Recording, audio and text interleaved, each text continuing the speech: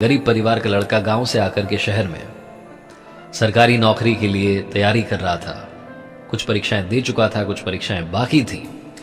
एक दिन खुशी की बात हुई, उसके पास में एक इंटरव्यू के लिए कॉल आया। अगली सुबह उसे जाना था, दूसरे शहर में जाना था, लेकिन समस्या ये थी कि इस लड़के के पास में पैसे नहीं थे। इसने अपने घर में ढूंढा तो इसको मुश्किल से 50 रुपए मिले। गरीब परिवार का लड़का, पढ़ाई का खर्चा, शहर का खर्चा, समझ नहीं पा रहा था क्या करें। दोस्तों से उधार भी ले रखी थी पहले से, उन्हें भी लौटाया नहीं, उनसे और मांगेंगे तो शर्म आएगी। अगली सुबह हिम्मत करके एक जोड़ी कपड़े जो थे अच्छे वाले उन्हें पहन करके अपने कागजात लेकर के बस स्टैंड की तरफ चल दिया। सोचा कुछ ना कुछ तो कर लूंगा।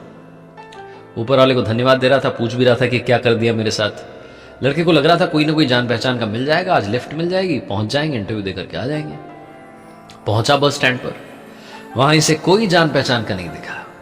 बस में चढ़ने के लिए तो किराया चाहिए होता है। लड़का उदास, परेशान, निराश वापस बस स्टैंड से बाहर आया। आकर के देखता है पास में एक बड़ा सा मंदिर था।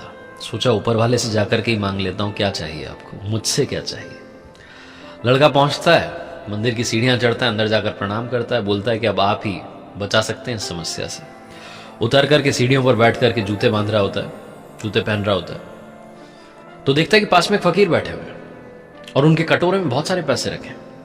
फिर से मंदिर की तरफ मुड़ता है और कहता है, वाह कमाल, देखो जिसको चाहिए उसको दे नहीं रहे हो, जिसको नहीं चाहिए उसको बहुत सारे दे रखे हैं पैसे। फकीर ये सब समझ जाता है, पूछता है क्या हो गया, कोई परेशानी में हो, मदद कर सकता हूं तुम्हारी।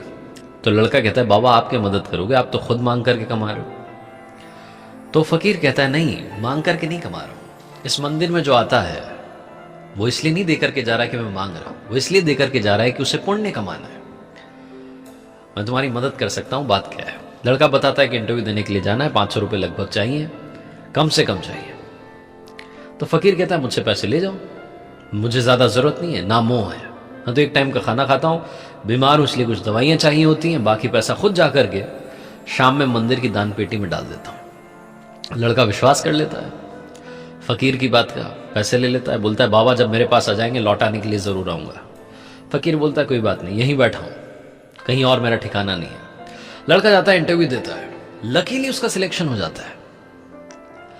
खुश होकर के वो लड़का शाम में जब वापस अपने शहर आ रहा होता है तो सोच रहा होता है कि बाबा को धन्यवाद करूंगा, उन्हीं की वजह से आज चमत्कार हुआ है।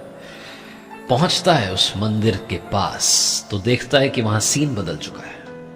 वहां भीड़ जमा थी, लोग ही लोग इकट्ठे। उनसे पूछता है क्या हो गया, तो एक बंदा कहता है एक फकीर की मौत हो गई। भीड़ को छांट करके आगे पहुंचता है तो वही बाबा जिन्होंने मदद की थी वो मरे हुए पड़े थे। एक व्यक्ति कहता है आज इन्होंने दवाई नहीं ली, शायद पैसे नहीं रहे होंगे इसलिए चले गए। लड़का कहता है, वाह ऊपर वाले, एक इंसान किसी की जिंदगी बनाने के लिए खुद की जिंदगी दांव पर लगाकर चला गया।